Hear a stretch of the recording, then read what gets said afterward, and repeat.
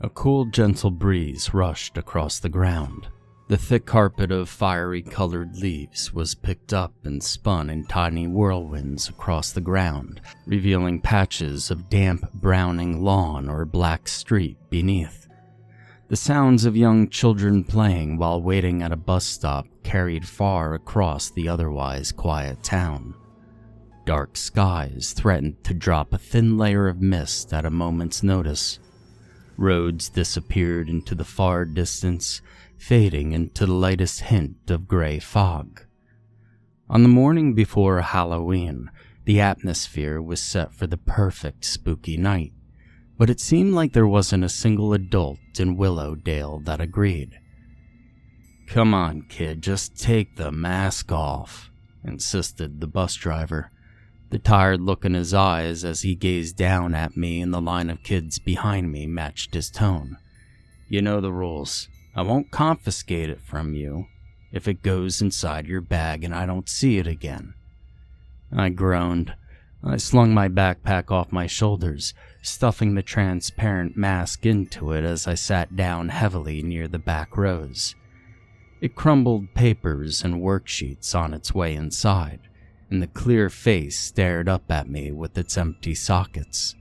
The spray-painted cheekbone shadows and defined rows of teeth stuck out against my math homework.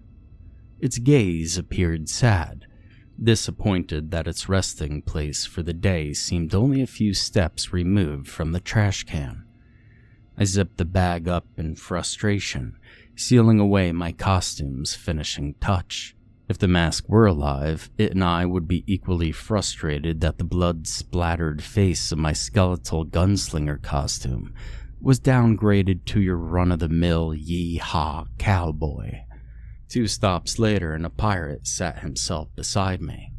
What was probably an outfit well preened for photos first thing in the morning was already askew, revealing his blonde hairline, and an eye patch barely covered his left eye. "Hey, I love your cowboy costume," he said with a smile. "Thanks," I answered with a grumble. "I don't." The pirate, Cody, looked down at his feet with some sadness. "I'm still trying to be excited. We're barely going to do anything this afternoon. It still sucks." "It does," I answered. "Just costumes don't make a Halloween. They're acting like we're not even allowed to say the word anymore." Partway through my sentence, Cody had fumbled under his ruffled shirt for his pants pocket.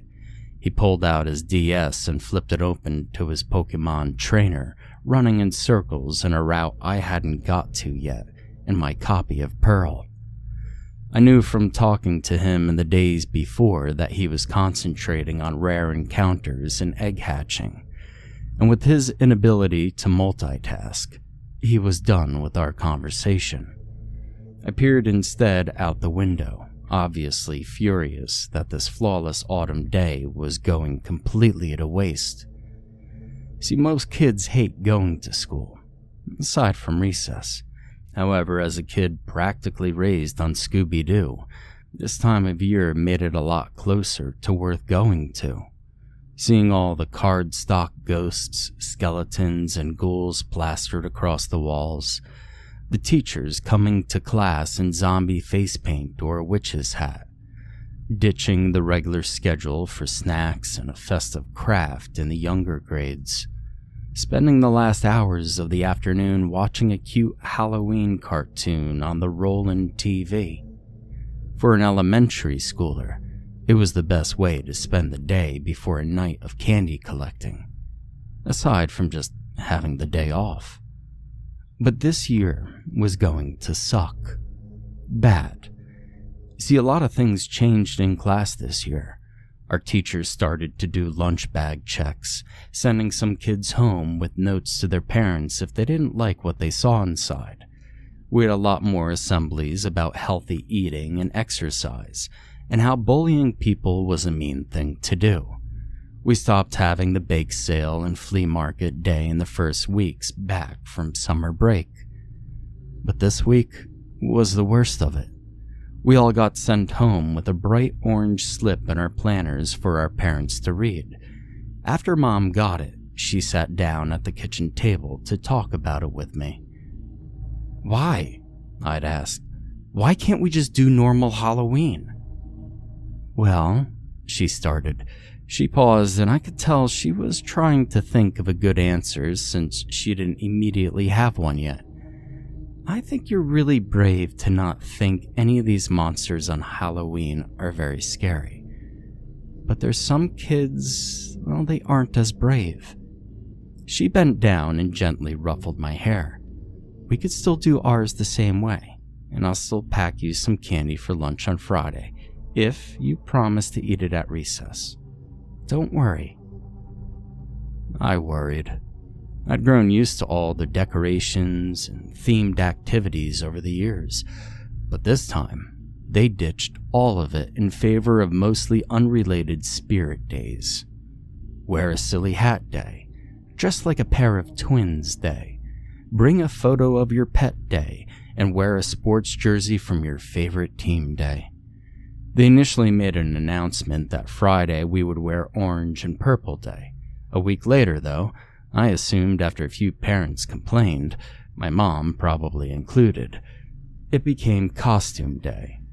But we were explicitly told that it had to be school appropriate and not aiming to scare or frighten. I sighed as I stared out the window, watching passing cars pick up warm-colored leaves in their wake like rockets. Mom helped me pick out the outfit I was wearing to school that day and said I could make it as scary as I wanted to before we went out trick-or-treating. But I had to go to school. Vanilla. I clutched my bag close as I felt the hard plastic mask press against my chest. The sharpshooter skeleton cowboy persona I had planned to take the next day, it was going to be so cool. But without his face, that's all it was. Vanilla. I caught reflections of the other kids in the glass. Fairies, princesses, Disney characters, animals, superheroes. It all felt so sad to me. Like the season lost its bite. And to my disgust, I even saw a kid wearing the same hat, vest, and bandana as me. With the bus pulled to a stop and Cody folding his DS away, having had no luck, we slipped out single file with the crowd of students. I was about to make my way inside when I caught the eye of another waving kid. As he waded over, I recognized who it was and noticed his uncostumed t-shirt and jeans. "Hey!" Brandon showered, lowering his volume as we got close enough for inside voices. "Hey, meet me at Mrs. Smith's portable at first recess, okay?" I nodded as he folded back into the brightly dressed mob. I was a little shocked by the ear-to-ear grin on his face, as I thought Brandon would be just as miserable as I was. His strange behavior wouldn't leave my thoughts, even as I stepped into Mrs. Flesher's classroom, recited the anthem, and raised my hand for attendance. Now, Brandon and I had fun talking to each other sometimes, but, I wouldn't exactly call us friends. Discussing ghosts and monsters with him was fun because he knew a lot, but he gave me the feeling that if we didn't have that one thing in common, he'd be my bully. He was a lot bigger than I was, in a grade above me, and his mom let him watch big kid horror movies. But he was just as passionate about Halloween as I was, so seeing him happy despite everything was really shocking. Smack! I blinked back into the present as a ruler came crashing down onto my desk. Raising my eyes, I met the gaze of the monster looming over me. "This isn't a saloon you can daydream your time away in, mister." Mrs. Flesher sneered as she stepped back up to the chalkboard. "This cowboy has multiplication tables to do just like everyone else here." I groaned as I sat up straighter to refocus on my worksheet. Mrs. Flesher was a miserable old woman. I knew that trick-or-treaters coming to her place the next day would be getting candy canes because she already had all her icicle-shaped lights up, and she hated fun. I secretly hoped one day that somebody would egg or TP her house, but I could never do it myself. Once we finished stewing over a worksheet, we were set loose to the yard for morning recess. A slew of characters brushed past me to the yard beyond with sports balls and toys in tow. A few girls hung close to the building to hide from the light wind. Their dresses and princess costumes were so thin and light that I'm sure it was uncomfortably cold. I strolled over to the opposite side of the yard to where a pair of portables sat, to find Brandon leaning against one. His feet trampled long, tall grass around the perimeter. These isolated classrooms probably weren't as temporary as they were initially planned to be. "What's up?" I asked him. He smirked. "Oh, you'll see in a minute. Let's just get inside first." "Wait, it's unlocked?" "Yeah." He slunk up the stairs and pulled the heavy weather door open with ease. "There's a horse or Bible club or something that usually meets here on Fridays that canceled for the Spirit Day Assembly this afternoon, and they forgot to keep it locked." I stepped in after him and slipped out of my outdoor shoes. He ran in, only regarding the light switch, and trailed dirt across the polished floor to the front row of desks. Younger kids' cartoon backpacks and lunch pails lined the back wall. The board was covered in answers to a set of grammar questions. A multicolored fall tree made of creased cardstock and construction paper was plastered across one wall. It seemed like teachers weren't even willing to hang up a pumpkin, let alone a jack-o'-lantern. Brandon pulled a folded piece of printer paper from his pocket and smoothed it flat across the desk. "Come here, take a look at this." I peered over his shoulder at the sheet. It was clearly a web page printed straight from Internet Explorer. I could make out page 1 of 1 in one corner and a long string of URL text in the other.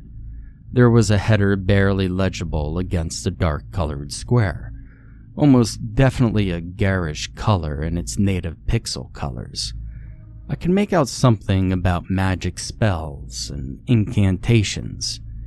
The page itself was a step-by-step process for summoning something called an All Hallows Eve spirit. "What are we doing?"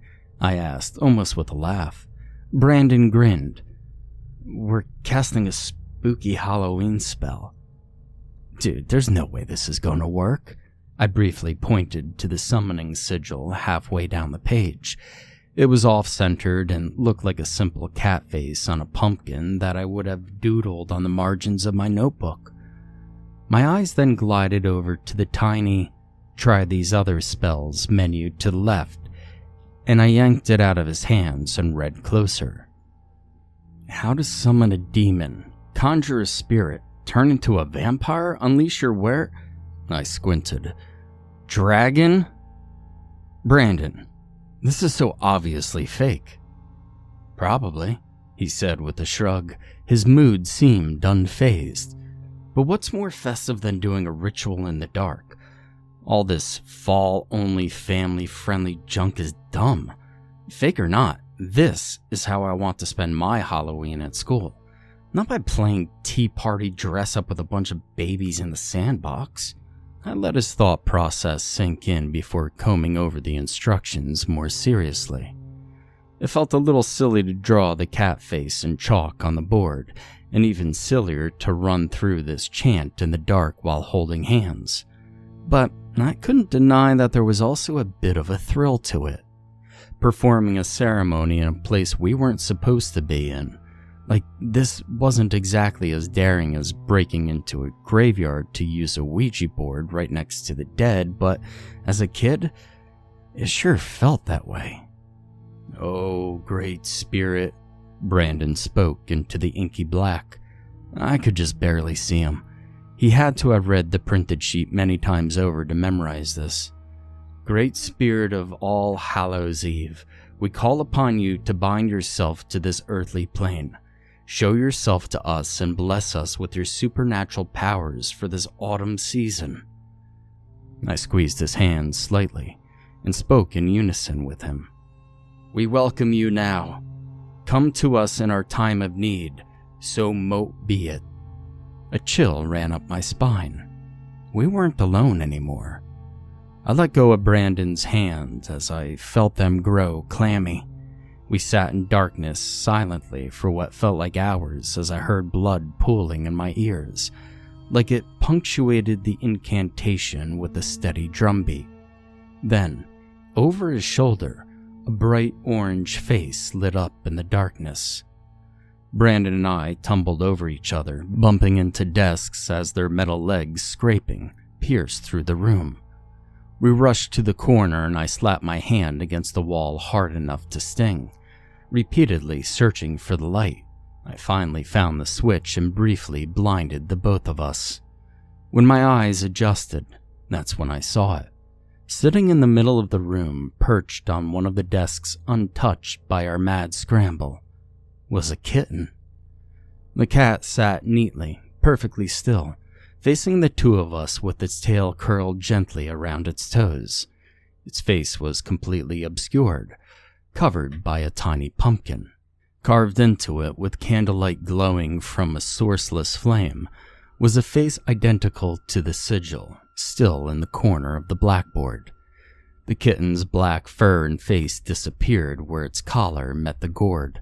It tilted its head, seemingly giving us a questioning glance, despite its carved expression remaining unchanged. Brandon whispered a single word under his breath. I stepped forward and swallowed hard. What are you?" I asked quietly. Without averting its gaze, a piece of chalk rose on its own. The lesson plan already written across the dark green was smeared away as if by a giant hand. In its place, the chalk scribbled a series of rune-like characters, a language I could not read. It was then underlined before the white stick dropped like a stone and cracked against the floor with a sharp tink. "Are you the spirit that we summoned?" I asked. The cat nodded. Brandon shakily got to his feet beside me. It turned its head, looking around the room as its body stayed stationary. The pumpkin let out a groaning creak as it rotated like an owl's neck. The air in the room suddenly felt like sticky summer heat. Looking into the face of the creature, the flame inside flickered and grew. It looked like tongues licking at its chops. There was an angry energy to it that, despite the heat, instilled an icy fear deep inside of me. Then there was a sudden pop, and the room's temperature returned to normal.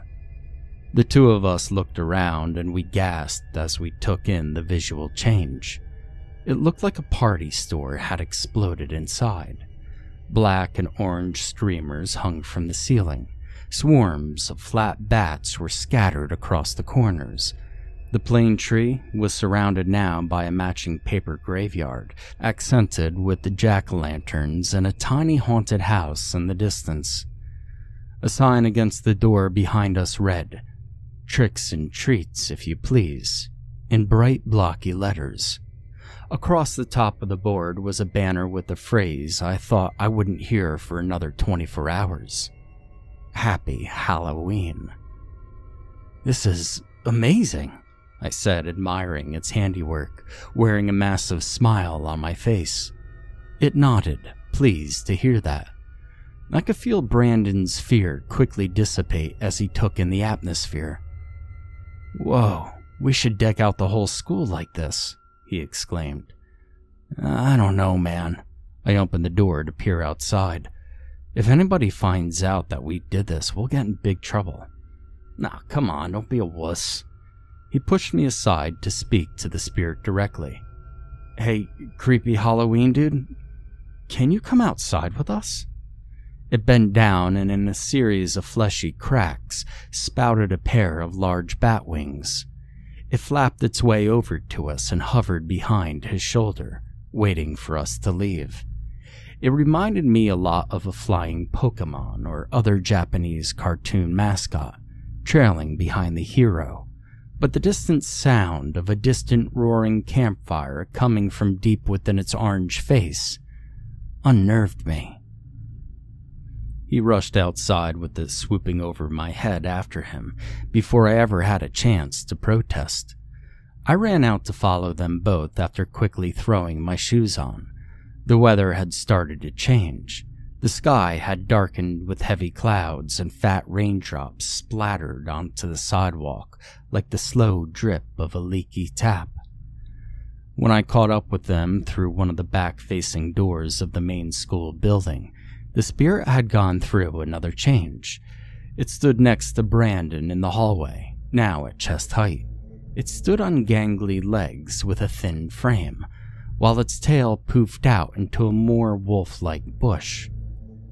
It peered about, looking for more decor, as I felt the air around us heat up again. An entire cast of haunted house characters suddenly popped onto the walls, their limbs posed out with butterfly pins at their pivots into jovial 2D stances. Witches, skeletons, and ghosts spread down the halls between grinning pumpkins. Their stares seemed to be all pointed at us, glaring down with a sinister look despite their happy positions, and it was uncomfortable to look them in the eyes. Before Brandon had a chance to get excited over the changes, the spirit leaned over to the dark window of Mr. Jackson's kindergarten class. A plain poster hung on the other side of an apple tree that read, "Happy Harvest." The spirit let out a horrifying screech as the sound of crackling flames roared through the echoing halls. My skin felt like I was back at summer camp, roasting hot dogs on a humid night. Brandon's face grew pale as I could see sweat bead across his brow. A pair of strong arms, a patchwork of green shades, burst out of its bony old ones. Skin and fur fluttered to the ground like the remains of a popped balloon. It reached out, the stitching across its forearms straining to hold gaps and tears through its flesh together, and it ripped the door effortlessly out of the frame. Brandon's eyes were as wide as plates. I think we messed up. This thing, this creature, this entity that was slowly evolving into some kind of amalgamate of Halloween icons stormed into the room. It kicked over chairs and tables like they were weightless. The room's temperature began to increase once more, and the decorations inside changed. Fluffy fake cobwebs hung to the top corners. A large cauldron bubbled in the center of the room, boiling over with a haze of dry ice. Plastic body parts spattered with neon bright red paint littered the ground. I looked up at the hanging poster to find the cartoony orchard tree now had a teardrop-shaped noose hanging from it. "Stop!" I shouted, stepping into the room. Brandon's hand brushed my shoulder as if to hold me back, but there was no weight behind it. It only pulled my vest partway off my shoulder. "You have to stop. This class is full of 6-year-olds and..." "Ooh, you are going to get detention for weeks." A familiar voice carried down the hall from my homeroom class, followed by the clunk-clack of heels sternly approaching. "I knew you two wouldn't sit idly by without causing a ruckus." I leaned out the doorframe to see Mrs. Flesher motioning to the standees along the wall as she stomped closer. "Just because your little demon holiday got canceled doesn't mean that you can ruin everyone's peace of mind with your games and pranks." She tore a decoration off the wall with a loud rip, leaving a skeleton's arm dangling from it in a jagged rip. "Just wait until your parents hear." She looked up behind me, and her voice visibly filled with dread. I felt hot breath on my back. The creature climbed and leapt across the wall to stand in front of the two of us. Before we could register what was happening, we were hit with a spray of blood. What was once the teacher who taught me multiplication and division was pulled in half by its bare hands. What was left of her slumped to the ground like a soaked towel, leaving a bright plastic skeleton where she stood. She was gone. She was dead. She was dead, and we summoned the thing that had killed her. It turned its head to look at me, and I saw its flame had grown. Deep into its eye-shaped socket, I saw another wick thrash between the crackling, and I thought I could hear the sound of a woman screaming in torment. I stared on as the bright light burned spots into my vision, and I started to shrink smaller and smaller as the distance between us grew. I came to my senses groggily. Brandon was pulling me by the hand away, further down the hall, and the pumpkin-headed beast turned to look out the window. I looked away, not willing to see or thinking about the red mass sitting underneath what otherwise looked like cheap plastic bones. He pushed me through the open door of my classroom before jumping in after me. He slammed it shut and shoved the heaviest desk that he could immediately grab and just collapsed. It was like he turned into a rag doll and crumpled into a sobbing heap. "We're dead. We're so dead," he muttered to himself as he hugged his knees close to his chest. A reverberating boom rang out in the distance, and I could hear a chorus of screaming children from outside. It had broken through the wall. "We're so dead," he continued to wail. "It's mad." I stared off toward the broad windows. With the blinds down, I could only see shadows of movement, but I could still hear the shrieks of my schoolmates. I felt something threatening to bubble up in the back of my throat, but I buried it as deep down as I could. It hates that there's no festive decorations. It's like Halloween stuff is how it expects us to worship it, and since we're not celebrating, it's mad. Brandon looked up at me with wet eyes, bewildered we were having a conversation. "Brandon, the website you found the spell on, did it have some kind of undo, like a banishing spell or something?" I asked him. He shook his head slowly. That's all it was," he whispered. I had to strain to hear him above the noise outside. "I thought it was just a bunch of kids just like us making it up." "I need to talk to it."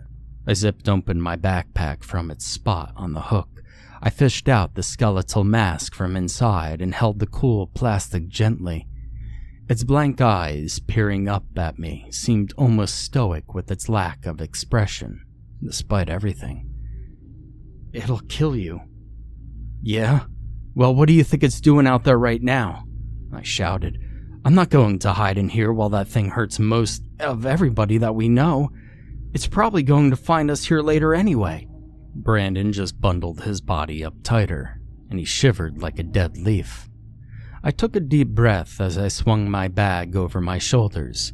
I stepped up to the window and slowly opened it. The screen pushed out with little resistance.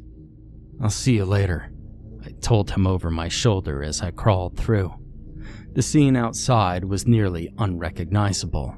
The school's exterior had changed into the visage of a rotting Victorian home, painted in dark colors. The red bricks were replaced by rickety aged wood, and shutters hung from collapsing hinges from the windows. A maze of plastic and straw-stuffed figures were posed around the lawn. Between tableaus of spiders, skeletons, witches, and wolves were tombstones and glowing jack-o'-lanterns.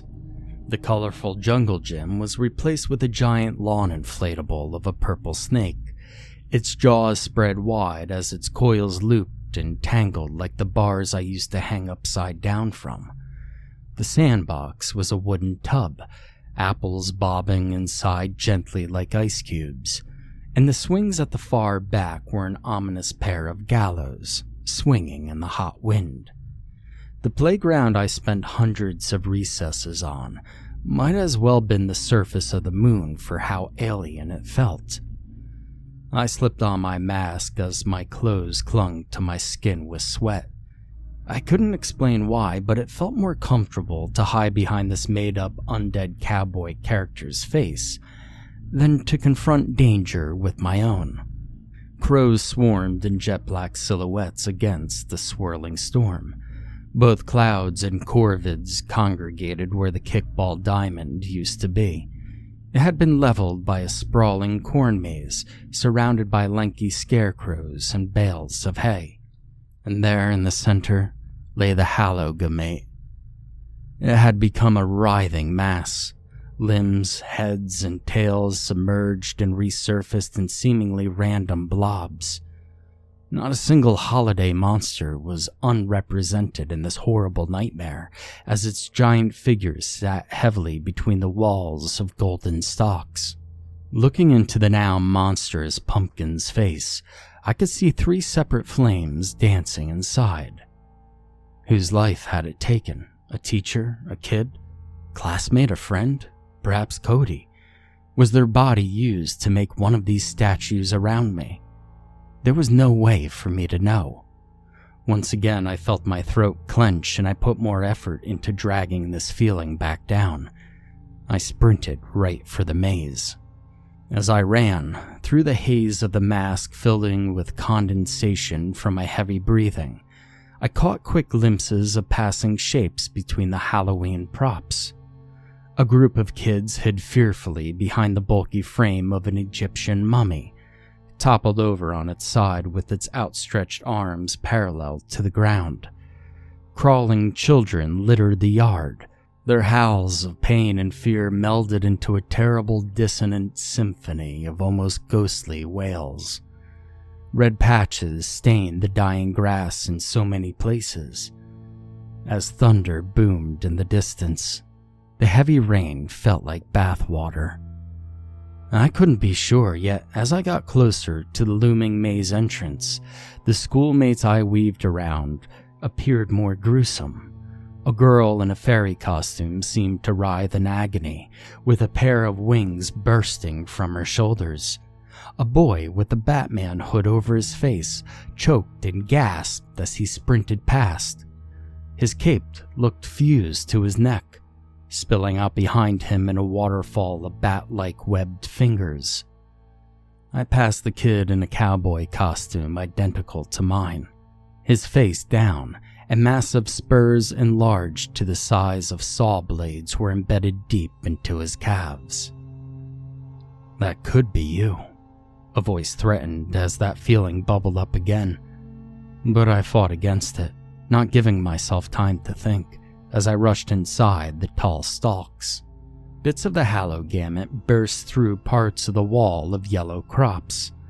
I weaved past the bony fingers of a witch, dove under the transparent wisp of a ghost's tail, and leapt over hairy limbs stretching across the ground. I ran further and further until the large mass of its main body filled my vision. It reeked of spoiled eggs, and the heat coming off of it felt like the earth was burning. "Hey!" I shouted up at it. "Hey, you!"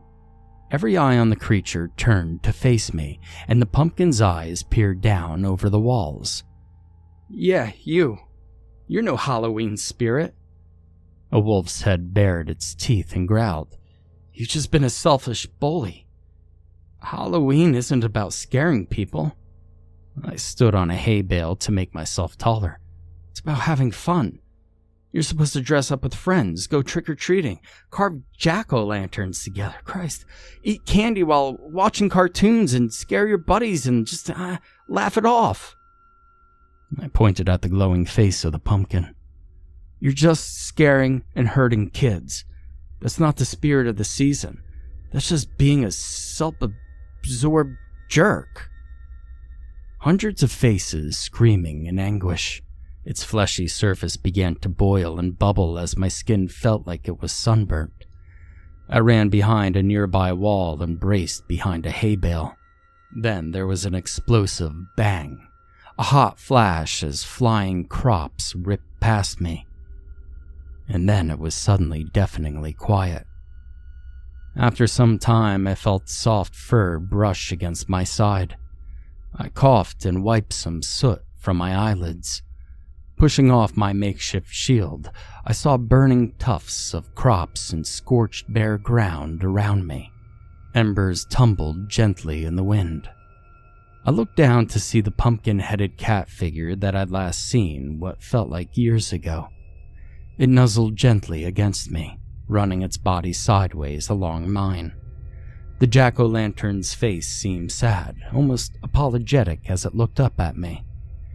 I slipped my backpack off my shoulders and pulled out my lunchbox. Opening it, I gently jostled its contents to put my small pile of candy on top. My hand shook as I turned it around and offered it to the tiny demon. "Here," I spoke softly. "Take one. Happy Halloween." It slowly lifted its head and scooped 2 wrapped sweets into its carved mouth. They gently fizzled over its now shrinking flame. In a quiet voice like the sound of a gentle breeze whistling through the autumn trees, it spoke. It sounded like a kid younger than I was, that struggled like someone was speaking a second language. "Thank you." The pumpkin fell to the ground and smashed open with a thud as its body collapsed to ashes, the flame inside extinguished. The presence was gone.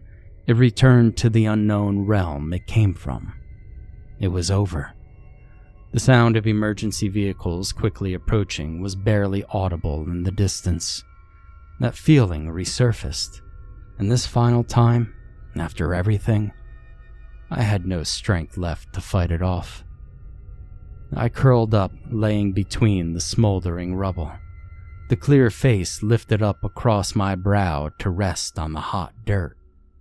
My body then threw itself into violent, heaving sobs.